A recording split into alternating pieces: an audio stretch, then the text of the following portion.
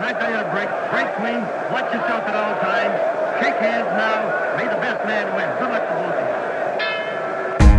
Round one, that was the bell. Welcome into That's Boxing Podcast. It's very good to be back in the studio and not hear myself over a Zoom microphone. Welcome back, man. Welcome home. Thank you. Slowly de-thawing from the tundra of Salt Lake City, Utah. The paradise, I heard. This is the place, or that was the place, as they said.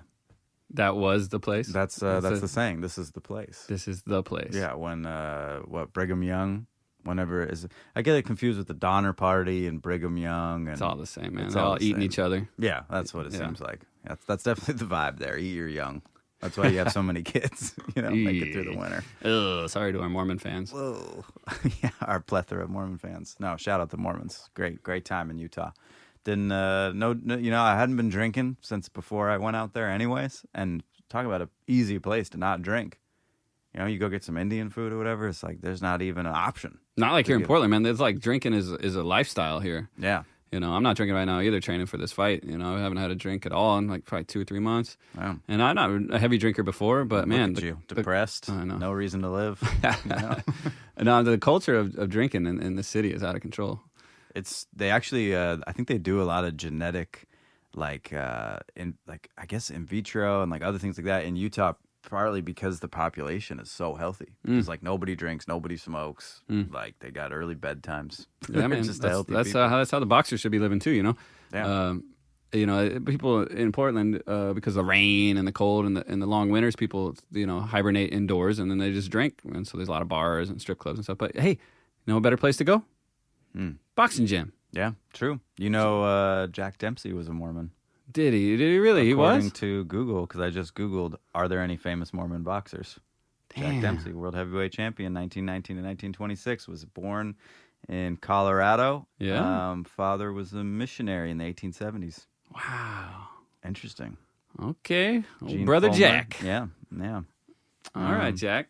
So, yeah, I might convert. Long story short, if I want to get my career started. Well, if you keep going back there, I don't think you have a choice. That's One day true. they just come knocking and they don't leave. They're just going to get to me.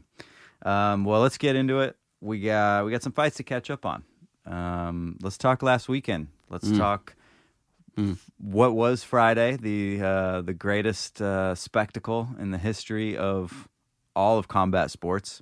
Jake Paul gets the unanimous decision win over what was clearly a prime Mike Tyson. Oh, let's be wow. honest. The Iron Mike did return, and he did get in the ring, but I don't know if he made an actual appearance. And, dude, you called it. You called it perfectly, just like you did on our Zoom pod last week.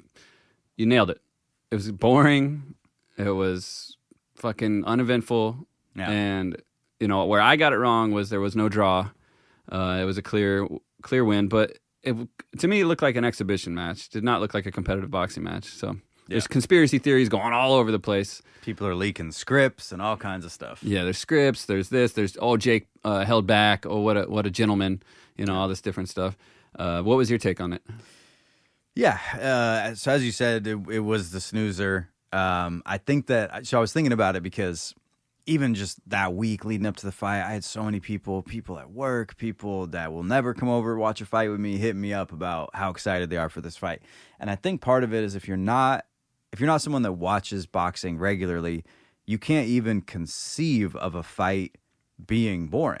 Like, how could it be boring? You got two people in a ring throwing punches at each other. How could nothing happen, right? But as someone who just even casually watches boxing, you just know, every once in a while there's just like a snoozer fight where you're literally like checking your phone round 7. And I'd say maybe like a third of the time. Yeah, it's just and it is almost baffling. Like it almost makes you want to run back boring fights and be like, why is this boring? But it's just like once you realize no one's a threat to anybody, you're just kind of going through the rounds, right? And that concept was obviously in my head as a boxing fan. And so then you realize this one just fits the script of what that is. Okay, one dude's not in great condition and not super experienced, and the other is 58 years old, and like the gloves are big and the rounds are short, and that's just like what it's going to be. And that's totally what it was. I don't think it was scripted. I find that pretty annoying even Oscar De La Hoya came out and was like, I'm pretty sure it was scripted. It's like, if they mean by scripted, they kind of had a gentleman's agreement to only go 70%, maybe it was scripted, but in terms of typing out and then you're going to do this and then you're going to, the hell are you talking about? Yeah, that's ridiculous. I don't think it was scripted at all. But I think you're right. Anybody who knows anything about boxing was going to pick this fight right. Whether I was leaning towards more of the fight being predetermined in the locker room. You were leaning a little bit more towards just the reality of their physical capabilities. Right. But those are realistic takes from, when I was at the weigh-ins for the local pro fights on Friday, a room full of fighters and coaches. People have been in the game for decades, and a collective experience of hundreds of years of boxing, from the boxing commissioners all the way to the local assistant coach and the fighters in between. And the general consensus there was like, of course, if this is a real fight, Paul's going to win. And nobody in there was picking Tyson to come out and do some miracle thing. Everybody knows that, as they say, Father Time is undefeated. Yeah. And Mike Tyson wasn't going to be able to roll back the clock and do something amazing. He made a bit of an effort in the first rounds, but I saw a knee brace on his leg, and the way his legs were straight as an arrow. I was like, man, this doesn't look good. And I had to kind of watch it through, squinted eyes as I was just by that. I was like, come on, Mike, just get through this fucking thing. Yeah. And then I do believe I could see that Jake Paul was choosing either. I don't know how deep in the conspiracy I want to get, but I think he carried him there at the end and chose not to go blitzkrieg on him. Oh, I'll underscore that 100%. I told a couple people this, and they got legitimately kind of pissed at me. But I said last maybe 3 rounds, certainly last round, I think Jake Paul could have knocked him out at will. If he would have just gone blitzkrieg on him, it might not have been like an amazing, clean knockout thing. It would have just been a barrage of like, holy shit, he's punching a lot and the other guy's not doing anything. And Tyson might have just kind of crumbled to the knee because he was getting knocked off balance by some of those punches earlier in the fight. So, yeah, and then the way it went down with the last 10 seconds where Paul just stops boxing and bows to him, that just really puts the exclamation mark on like, hey, we just kind of carried each other through this thing here, and I carried you a lot. And you're a legend. And, we were saying before maybe it's a lose-lose for Jake Paul, but I take it back now, having watched it. I think he did. I think he won. He did the right thing. He looked completely dominant, 100%, as he needed to, because you can't lose to a 60-year-old opponent. But he didn't put too much pressure on him. He got to at the end be like, oh, he's a great fighter, and it was kind of a challenge, but not really because I'm so good. But he didn't just knock out Mike Tyson and look like a total asshole. That would have been a really losing situation for him. I think what was really wrong with this situation was that it was sanctioned as a professional boxing match that you were allowed to bet on, when in fact it was not a competitive boxing match because of these underlying details like this. Like if he really truly was just so respectful and so kind to carry him and then and bow to him like he did, well then it wasn't a real competitive boxing match. And so that's going to skew the line, right? Like I made a bet on this fight. I said it's going to go the distance, and I got that one right. Yeah. Right. I also made a bet it would be a draw. I got that one wrong. But hey, it is what it is. You love betting those draws, man. What percentage of fights end in a draw? It's got to be less than 1%. You gotta Google that, champ. But there was a draw on the card. Was there? Yeah, Barrios and Ramos. Oh yeah. They got a draw on that one. They both scored big knockdowns on each other. Classic brawler. Good fight, and I'm sure they'll have a rematch again because there was a world title on the line for that one. Google just says less than 5% of the time. That's not as specific as I want it to be. Yeah, less than 5 could be really a lot less than 5. But even 5. Well, that draw bet was based on me believing that the fix was in. Okay. No, I love your draw bets. Listen, when you start feeling the draw, and when your mood ring lights up with the draw color, whatever it is, probably like neutral, it's clear. Yeah. I love it. I think it's a kind of a brilliant bet. And if you're getting like plus 1,600 or whatever insane, shit you get on a draw, take it. But this one was Paul, UD all the way, because he's just dominating him. He was landing right hands, I think, kind of at will. And you could see him just like, if he wanted to, just throw like 4 of these in a row and just topple over. Yeah. And it would have been so depressing. Yeah, it was hard to watch. I was literally like, my wife, she's upset by it. She hates Jake Paul and all this, and she's just like, she can't even watch it, man. She's like, left the room. She's like, I can't support this shit. And I was like, but it's like, I have a responsibility to our podcast for me to witness this in real time. Yeah. So I did watch it, and I'm glad he made it through. We all got through it safely. But man, what an awkward deal. It's certainly overshadowed by the real main event, which we predicted would be the fight of the weekend, and it certainly was. It certainly was. Well, 108 million people tune in to watch Tyson Paul. It becomes the most streamed sporting event of all time. Crashes Netflix. I don't know if your Netflix was glitching out. Mine was freaking out. It worked. It only glitched once or twice. It didn't. I was able to watch most of the fight. I was in real glued time. to that refresh button. I lost some ring walk time, but that was all right. I don't need to see Jake Paul cruise around and whatever the fuck. Low rider thing he did. Yeah, that was weird. But yeah, I think Taylor and Serrano, I think over 60 million. Love that carryover attention did what it was intended to do. We said if this was good for the sport in any way, it was. And if Jake Paul has any redeeming qualities as a human being, I think it's his signing and promoting excellent women's boxing, which there aren't enough people platforming it for how entertaining and great it is. And that fight lived up to everything. What was your read on the fight? How did you watch it? And, for me, it's just great to see Serrano go 2-0 against Katie Taylor. Yeah, nice take. This is one where the judges, they got so much power, but the public doesn't really care. Mm-hmm. So many people are like, yeah, I don't care what the judges said. Serrano won that one. But here's how it went down for me. We did the local weigh-ins. We get it done. One of our opponents came in overweight, so we got stuck there for a long time because we made this motherfucker lose that last 0.6 pounds. Mm-hmm. And dude was struggling, right? He had to get full-on naked and hide behind the curtain and still had to go down the hallway and put the trash bag on and hit the treadmill. Damn. And he worked out for like 45 minutes. He lost 0.1 pound. Ugh. Like we had this guy dried out like a fucking raisin.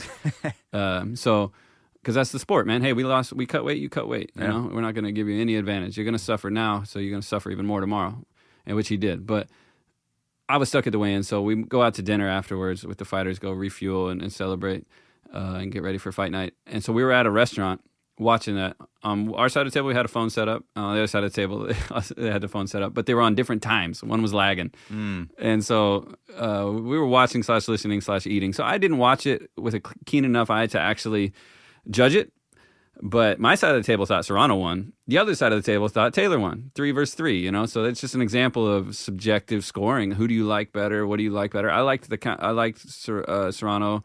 I like her style. I think she's a really accurate, quick power puncher.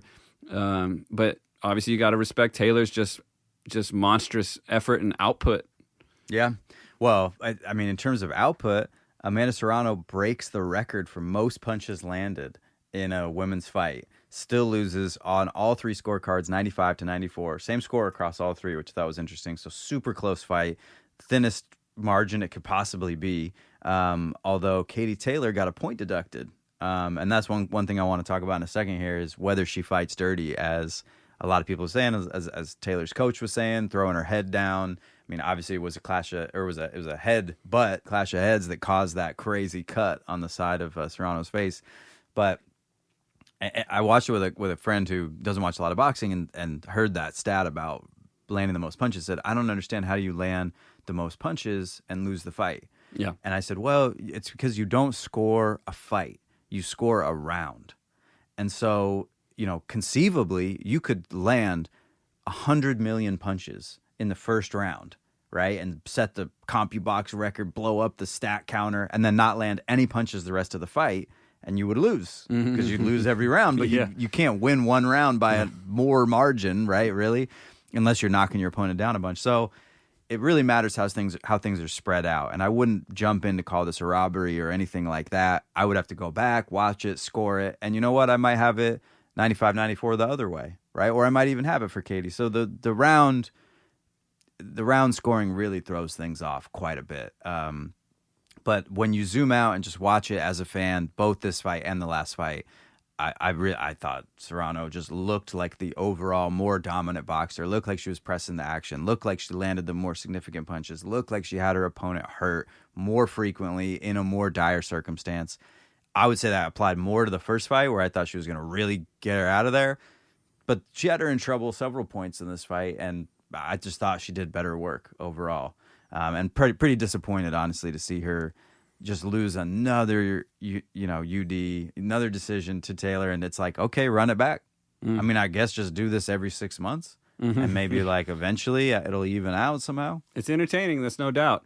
And I had to explain that to some friends too, because like you said, 100 billion people watch this fight. So, friends of mine we've never even spoken about boxing beyond just like, oh yeah, you're still doing that boxing thing? Yeah, I'm still doing that boxing thing. You still doing that heavy metal thing? Yeah, I'm still doing that heavy metal thing, and then we meet up every now and then. Right. Guy texts me, my friend Brandon, hey, just explain to me how Serrano lost. I was like, bro, I don't want to have to text all this, but I did. And I kind of broke it down to him how the judges don't see these stats that you see on Instagram the next day in real time. They score one round at a time. Mm-hmm. And a lot of times it's subjective. They like a style, they like an effort, they like the vibe, the energy. And it's hard to capture the energy of what's happening in the ring emotionally through the television. Mm-hmm. Right? And I think Taylor brings the try not to disparage her too much here, but a bit of an amateur style. Just head first, lots of punches. Where Serrano is a little bit more technical. She's a quick counterpuncher. She kind of sets things up a little smarter, a little more patient, a little bit more of a pro style. Mm-hmm. Now, I see the stat numbers, and I think Taylor won the second half of the fight, the later rounds, with her output. I mean, she just finished with just flurries of just barrages of punches, but she's not moving her head at all. She's just kind of leaning forward and just like punching in the space above her head. She's not even looking at what's happening. That's why she's headbutting. Right. I believe it is unintentional. It's just a result of her style. She's just like one of those fucking big boring drills they use to drill through the earth. Just fucking head first, hands pumping. She's not slipping and ripping. She's not really putting together technical combinations behind defense. She's just like fucking face first, Mm-hmm. And it's got value to it that some judges appreciate because it looks like a whole lot of effort and a whole lot of heart to fight that way. And like I said, I didn't score this one in real time, so I can't say I'm happy with it and what they accomplished. They seem happy with it, and if they run it back, hopefully they give them 3-minute rounds, and we'll see who can actually win this thing. Yeah, I mean, looking at the CompuBox numbers round by round, and it kind of tells the story that you're saying. I mean, Taylor, actually, Serrano outpaces her towards the end, like in the 9th and 10th, but there's kind of a glut there in 5, 6, 7, 8, where Katie comes on and just picks up the work rate, right? Starts slower, but Serrano overall more work. But again, you have to look at it this round by round. It's a really frustrating way to kind of look at it. And would you support moving to open scoring?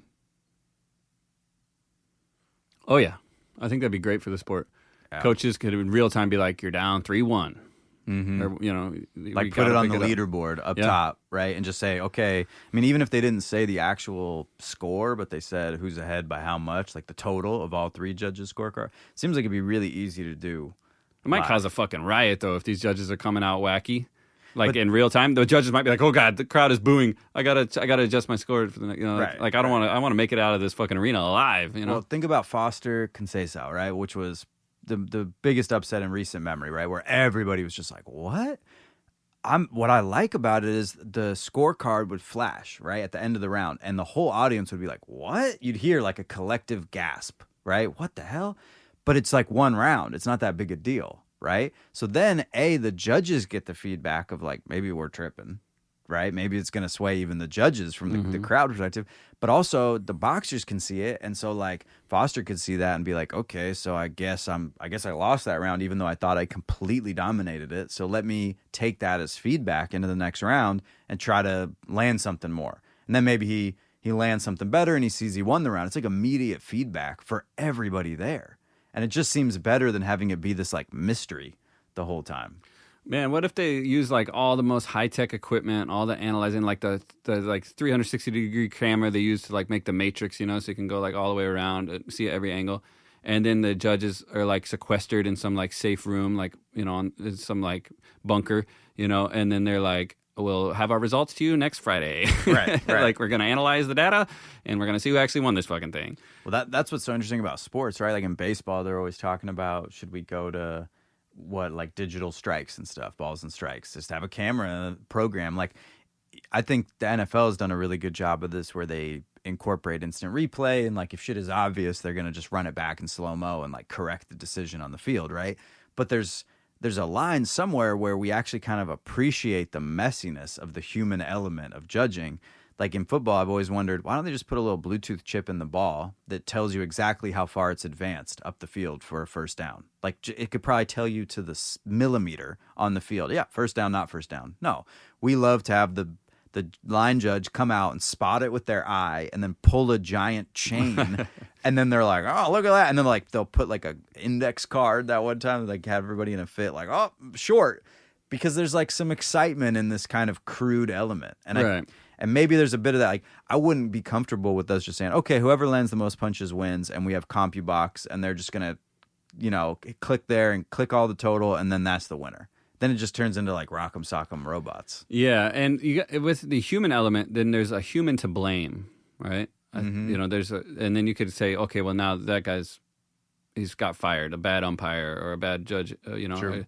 And some states do have instant replay for boxing now. For knockdowns and slips and stuff can be ruled and overturned Right, in the which middle is a of the good fight. element. That should be universal. Those little things are normal. But yes, I believe that human element is a big part of it. I've been training for my boxing match. It's tomorrow, and in my sparring sessions, sometimes I can feel things that you can't see later when you're reviewing the footage, right? It's like I'm cracking up now. I'm doing my own thing, and I'm also coaching my fighters. Both of my pros won in dominant fashion last weekend. Big knockout victories for my boys Lorenzo Caldera and Aaron Thompson. Shout out to the boys taking care of business. I also got to corner a debutante named Mike McMillan, good friend of the gym, a good sparring partner for my guys. He debuted and won too, so I got to be his cut man. So I got to stand in 3 successful corners last weekend. It was really nice, big crowd, lots of good energy, a lot of fun. But when I'm in the ring coaching or in the gym coaching, I'm sitting there, and sometimes me and the other coaches are just like talking shit. Like the guys are sparring, and we're like, "Yeah, man, my wife's in San Francisco right now. I don't know if she'll get back tomorrow." And we're just talking, right? Mm-hmm. And then you look over in the ring, and these guys are literally like in the fight and the sparring session of their lives, Right. And they're feeling this fucking energy and this passion and this emotion, and then like some other people that are just kind of jaded by it in a bit and don't feel that energy because we just live boxing, or just like glance over and be like, oh yeah, get back on your jab, man.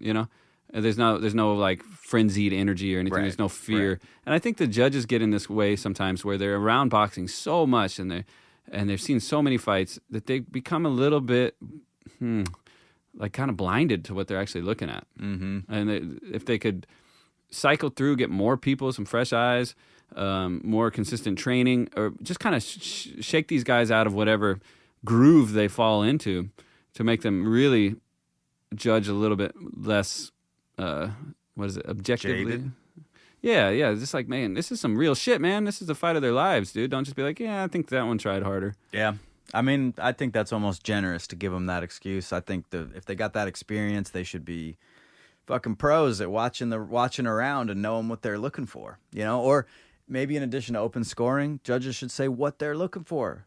Like, let's introduce the judges. Hi, my name is this. I really like effective aggression, and I'm looking for someone that hurts their opponent. Oh, I really like ring generalship, and if you're controlling the pace of the fight, I think that's like. And my favorite fighter was Floyd Mayweather. So, this guy likes Floyd style. I'm gonna be, I mean, if you're gonna let it be subjective, then make the subjective objective. Make it known what it is. Don't leave it this secret. There's something about the secrecy that is both fun because sometimes it goes the wrong way and it shakes up the sport, but is also kind of bullshit. And if we could just, you don't got to take it all out entirely, like I said, with just using CompuBox, but just move it a little bit over. But I feel like you snuck something in there that you were just talking about. Are you fighting, Coach? Every day of my life. Okay, you got a fight coming up? Yeah, man. Tomorrow. That's right, brother. Where at? Across the river over on the west side, the Garden Home Community Center. Garden Home Community Center. What time is that at? It's 5 o'clock tomorrow. All right, listen. I have already got my body paint. I've got the C for Coach Josh, but I need other letters. Han is in on this, but I need some other people. So You gotta get those bellies out. Hit me up on IG. Come on over. We're meeting at 4 p.m. Tailgate. Coach Josh about to lay it down. Man. I'm stoked. I can't be more excited for this. This is the Super Bowl. This is Tyson Usyk or Fury Usyk. This is everything wrapped up into one. It really is. Yeah. Talk about fight of your life. This is fight of my life. Yeah, exactly. Vicariously. Well, you. I might need your help in there. You might have to tag you in. Oh, I'm ready to go. WWE style, Just brother. come over the top ropes. I'm fine. Put me in. No, I'm ready, man. I just like I always say, it's preparation and execution. I'm prepared. I'm ready to execute. So, Yeah, you're ready to execute a human exactly. in the ring. Yes. Yeah. For those just listening to this man is very inspiring. He's got me thinking about maybe even going for like a half mile, maybe a full mile jog. Get that. Oh man, I tell you what, man, it's been a journey. About a year ago today, I was in a sling with my arm. In recovery from a 360-degree labrum tear, full 8 anchor surgery. So here we are a year later, and I'm getting back in the boxing ring. So Hell yeah. I'm feeling really happy about that. Put in the work.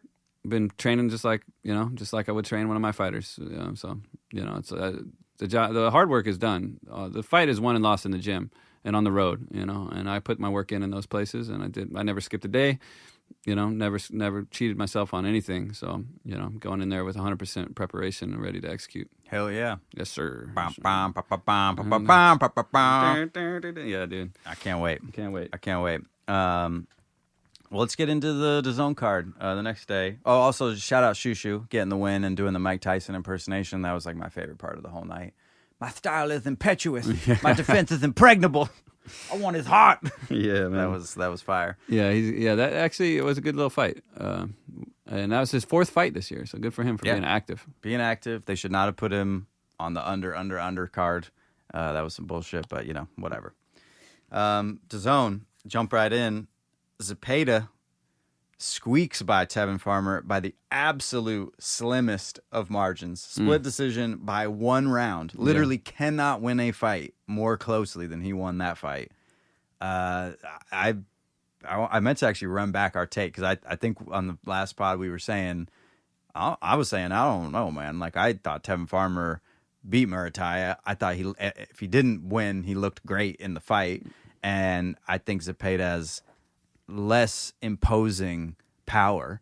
I mean, obviously he makes up for it with volume, but I thought Farmer has the skill set to deal with that, and I feel like he did in this fight. I mean, I definitely had him winning it, but I'm not mad at the decision. Certainly helps the landscape of boxing in terms of not fucking up the Zepeda-Shakur fight, which is kind of already overlooking Farmer. Probably shouldn't have, but great fight, super interesting clash of skill sets. Want to get your take on it, and then want to do a Farmer-Shakur breakdown and talk about whether it's fair to compare the two of them in terms of how Zepeda is going to match up or how that next fight is going to look. Yeah, we had some takes on this. I think this came out as a most likely to touch the canvas fight but we thought Farmer might go down to just to kind of a barrage of overwhelming pressure. And it was Zepeda. And it was Zepeda who got caught clean. I was impressed by how Farmer boxed in the pocket. A lot and comfortably in the pocket so well. I thought he was going to use more of the Pernell Whitaker movement that he's shown in the past of stepping and slipping and turning and full head, like 180-degree head turns and shit. But he stayed right in there, and he was setting up that counterpunch, and he got it so nice, man. Dropped him. And it was a good, clean drop. It was a perfect little pull counter. Boom. It's like, holy shit, this guy can box. It's like, man, I picked this one wrong. And this guy's making a statement.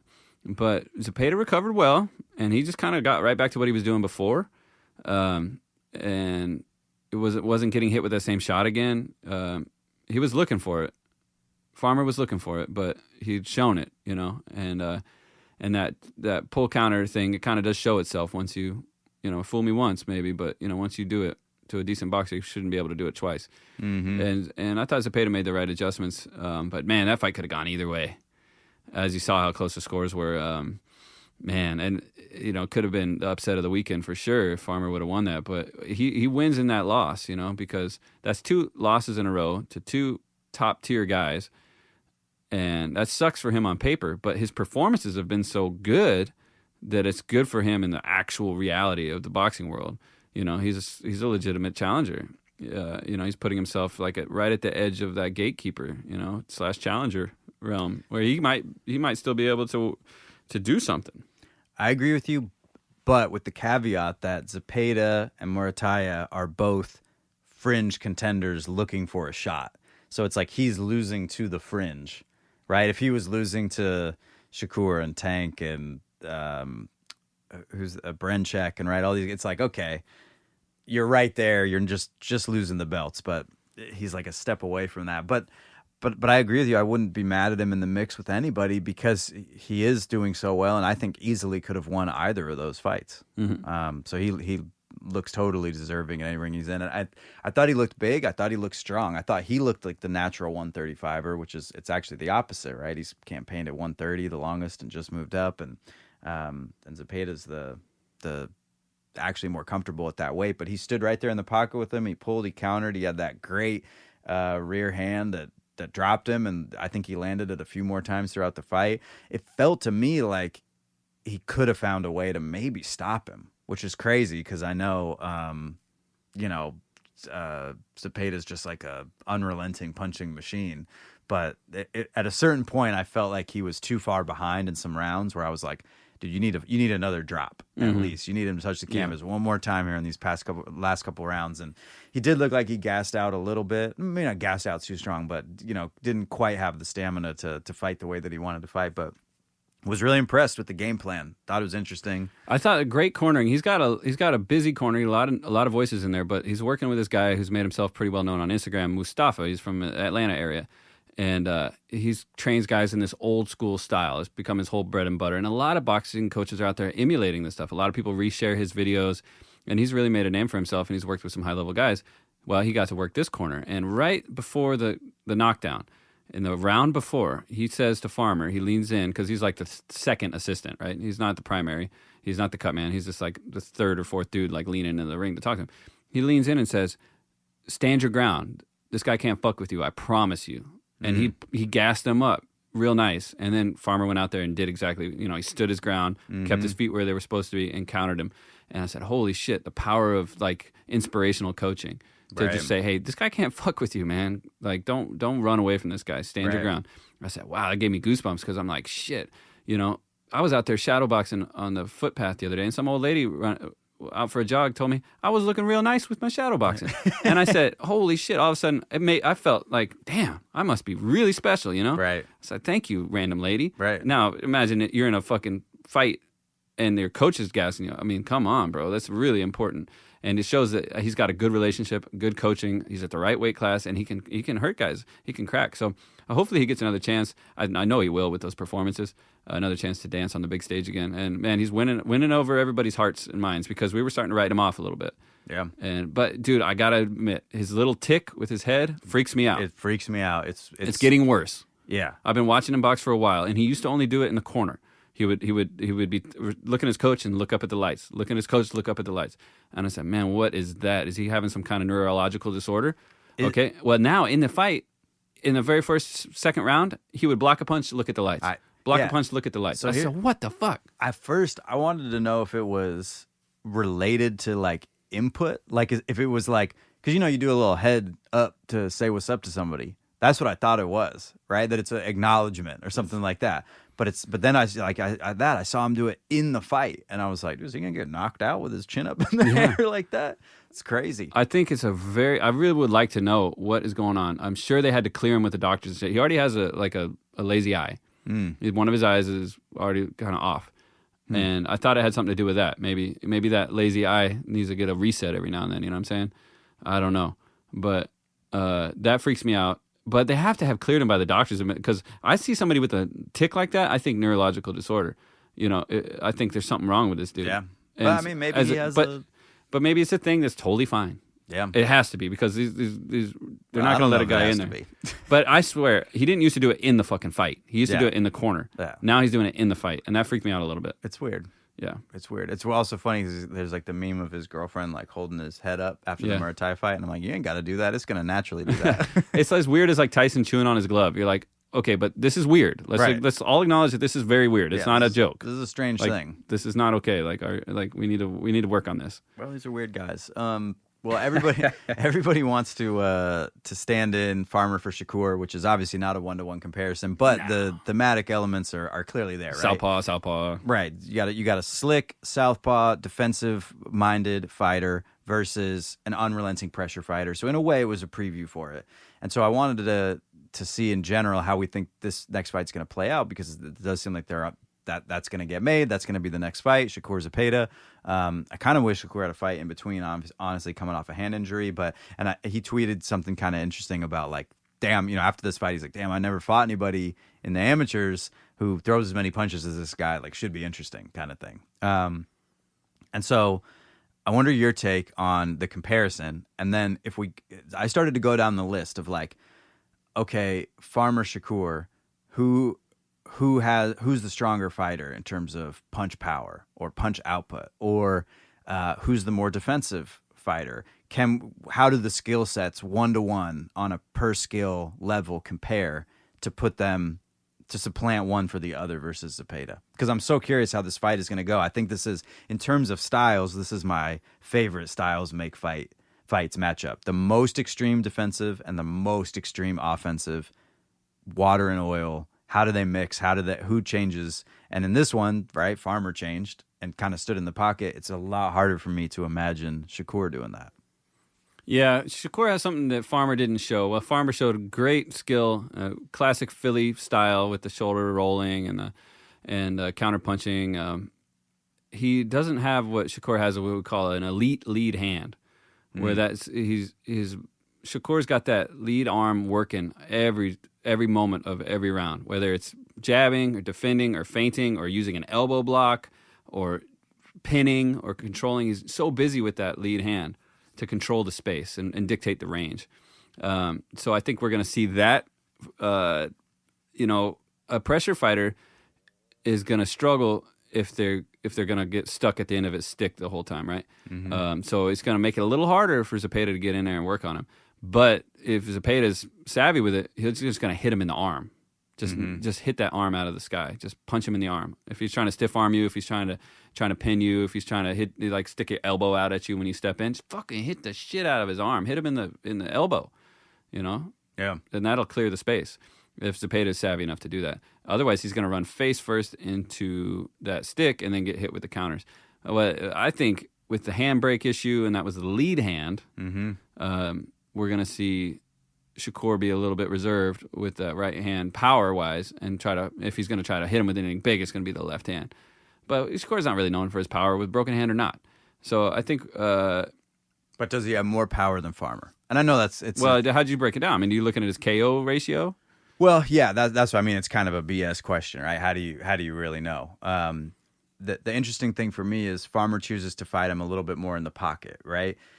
I think Shakur can stand in there and trade. I think his skill set translates to that, but his default skill set is making people miss by 1/4 of an inch with a step back, right? Either stepping back, moving, and that's the criticism of, he moves in a straight line back. Well, yeah, because that's his style. He's kind of this master judge of distance, right? And he'll lean over the front foot a little bit and then just pull and counter.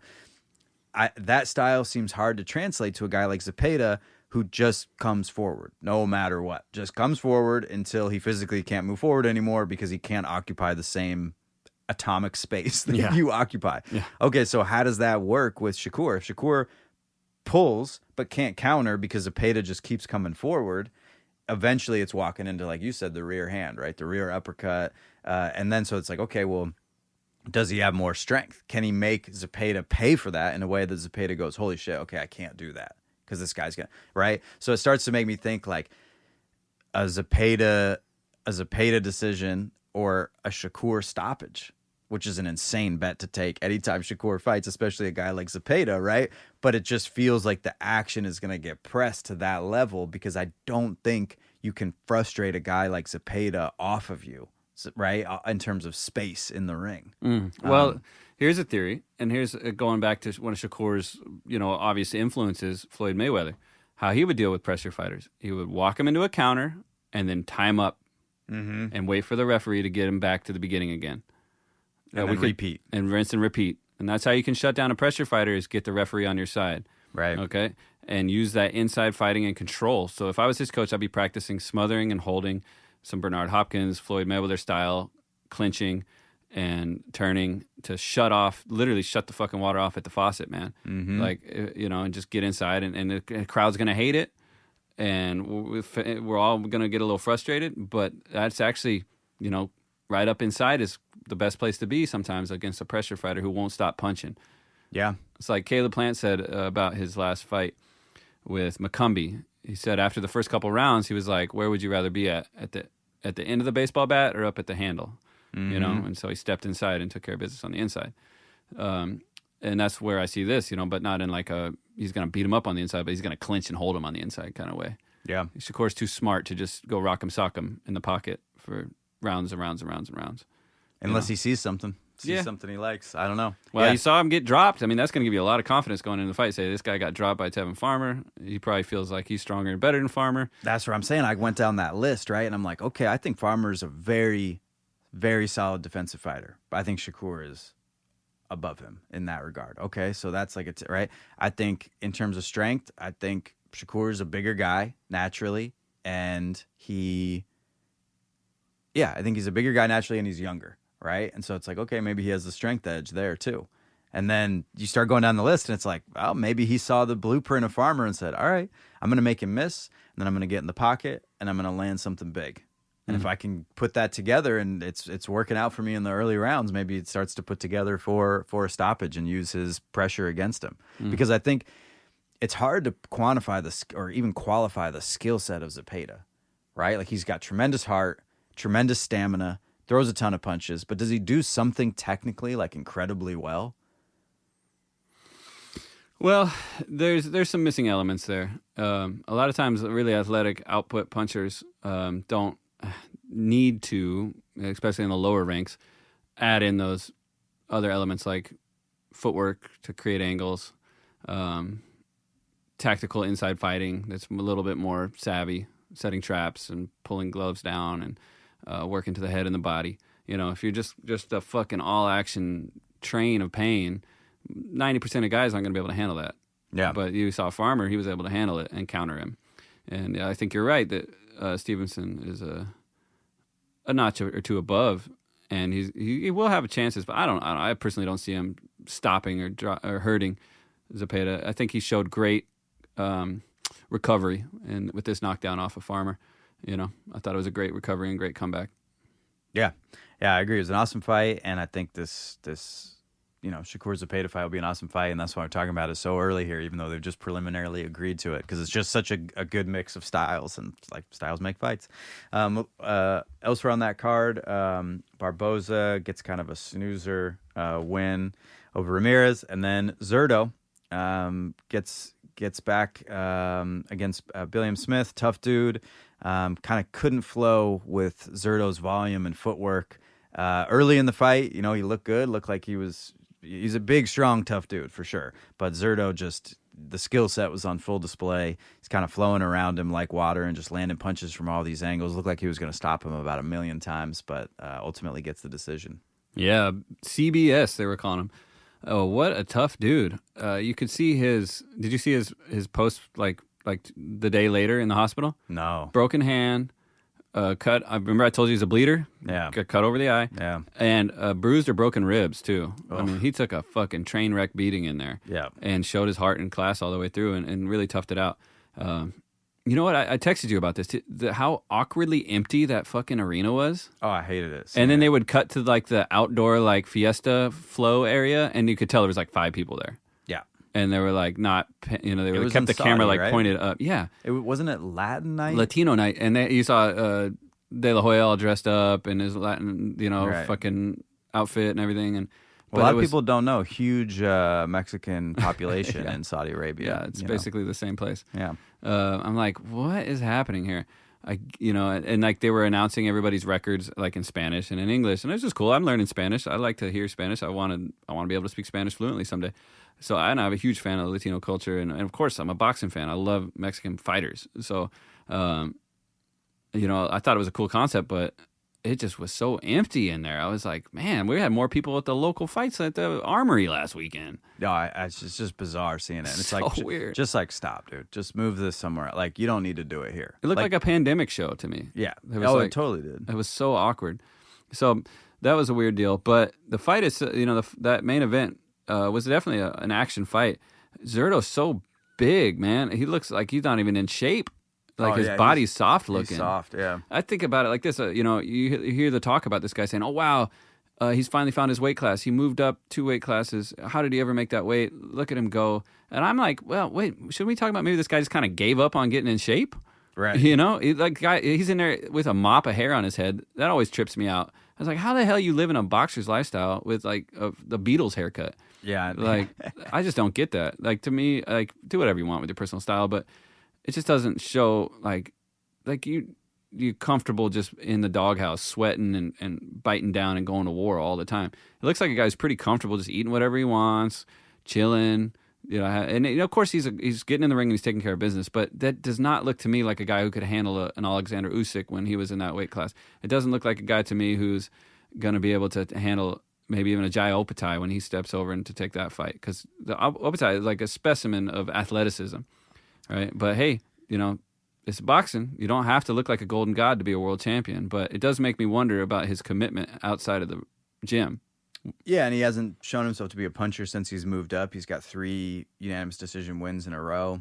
You know, he seems more like somebody that breaks you down over the course of a fight through volume, through kind of that relentless angle confusion. Where's he coming from? And he won't stop. And you know, he's not like some dominant train wreck guy. And I think facing like Jai Optai is, you're going to need a bit more to keep him off of you. You know, Yeah, I mean, his punches sound like a whip cracking.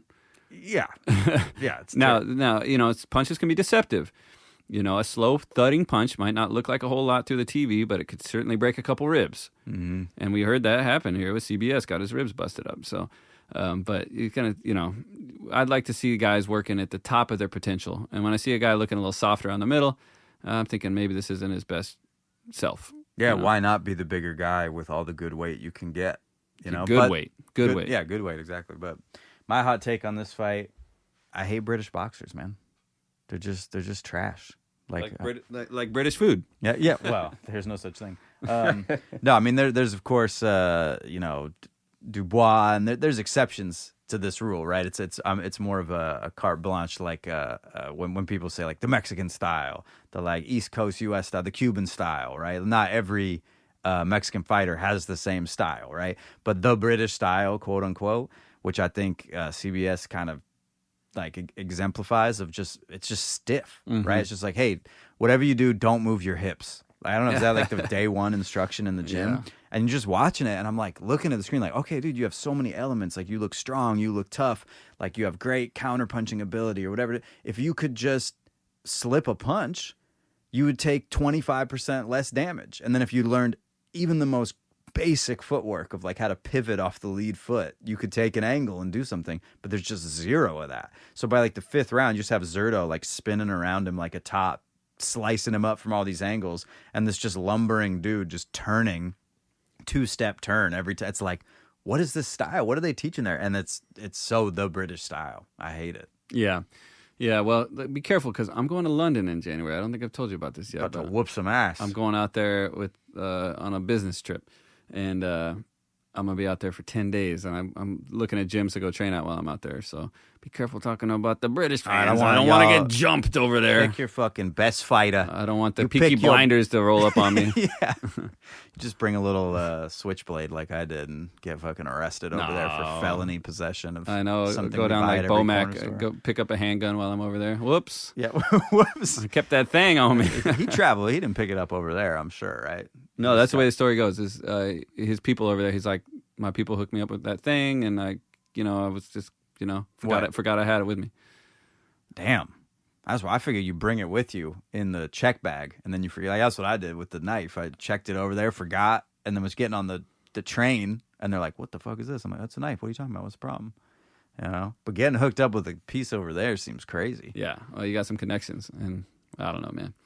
That's a whole nother lifestyle. But case in point, they're not ready for us from the States. Yeah, that's facts. So if you're listening to this podcast, London, England, I want you to put your best roster together. Coach Josh is coming over there. I'm gonna get some sparring in while I'm out there. I'm looking at. I'm gonna be right downtown, right? Like I got a little spot over by Baker Street, Okay. And then I got another spot right down by the Palace or whatever it's called. You're gonna fight the king. I'm gonna go. I'm looking at the Ring. I heard it's a really cool old gym. I'm gonna go check that joint out, and I might take the train up and go find Ricky the Hitman Hatton's gym. Go work out with those guys too. So, that'd be tight. Yeah. All right. I love it.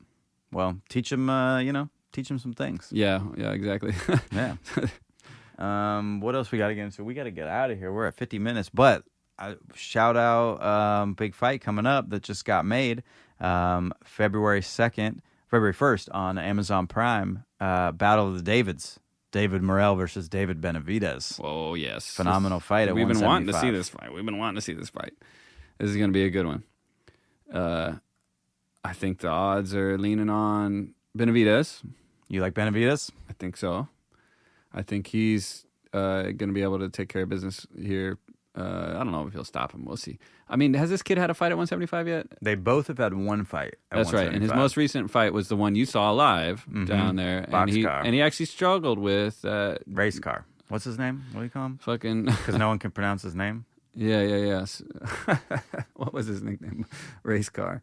Isn't it race car? Hot rod. Something about a race car, box car, a car. Yeah. Hot Rod. Hot yeah. Rod. Hot Rod did great. So if Hot Rod could do great, I think Benavidez is going to do amazing. That was my take. A lot of people saying like, oh, they both only have one fight at 175, so it's like, they both just arrived, which is true, but they both have pretty different experiences. One guy fought a bit more of a journeyman and actually struggled quite a bit, and the other fought a former world champion, Fosdick, who really only took one loss to the top guy now at the weight class and got the win, a unanimous decision win. So I also favor David Benavidez. I think he's obviously he's the monster. He just has the pressure, the kind of built-in defense, the ring generalship. He's going to cut off the ring and put it on him, and He's got that thing too that we look to see. One of the guys at the pro fights last weekend, he's talking, and he's saying, oh, these 4-round pro fights, these are still really just like amateur fights. It's not really a pro fight until you get up to 10 rounds. And he's just kind of being cocky or whatever, just talking. And I'm like, yeah, okay, take it easy. Like, these are pro fights. But I get what he's saying. There's a different class of boxer who can do 10 rounds and then eventually 12. right. We've seen Benavidez, he's a 12-round fighter, right? He's a killer in there, and he only gets stronger as the rounds go by. He looks like a fucking lion in a cage, and somebody dropped a mouse in there with him. And he's like, I got all night, right? And then, you got other guys who could dominate a 4-round fight with fleet feet and nice quick jabs and sleek defense, but they're going to struggle to do that twice and a half, in the one night. So I think Benavidez's style is just perfect for this sport and this championship level. And this weight class suits him well. I can see him dominating this fight, A great division. I mean, you look at the top 4 boxers, and within a 6-month time period, they will have all, we will have had 2 fights. Number 1 and 2, Beterbiev and Bivol both fighting each other, and then Benavidez, Morrell both fighting each other. That's awesome. What division can you say that about? Right. That's amazing. Yeah, we're spoiled there. A little other news I saw, there was a lot of reactions to the Paul and Tyson fight, and a lot of pros tweeting and calling stuff out. But a confirmation of what we talked about a week or two ago with Ryan Garcia doing an exhibition match. So he tweeted, he said, I'm going to do an exhibition match with the guy who did an exhibition match with Manny Pacquiao. Right. Like, he didn't even say the guy's name. He said, the guy that Pacquiao did the thing with.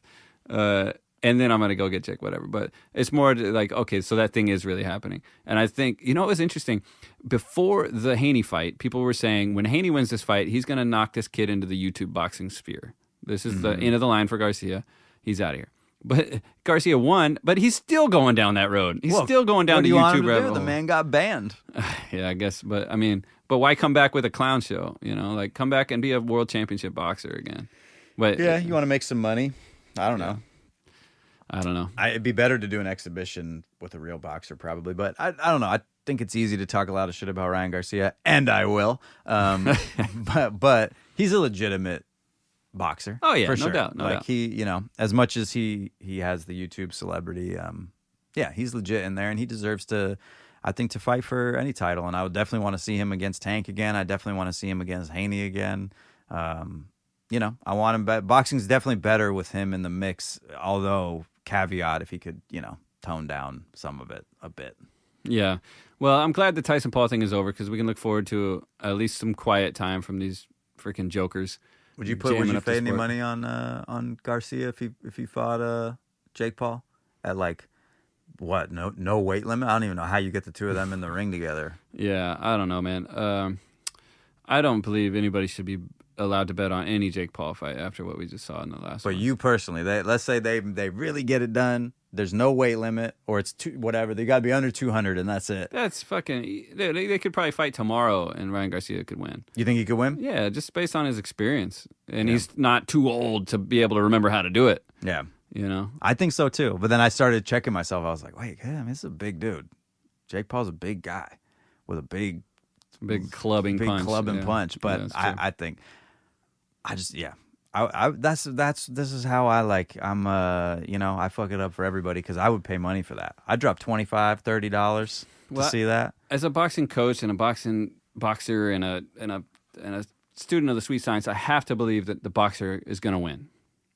Otherwise, I would just teach people to throw fucking Cro-Magnon fucking club punches at the heavy You're bag also all day not long. coaching people that are going to have 50 pounds on their opponent. True.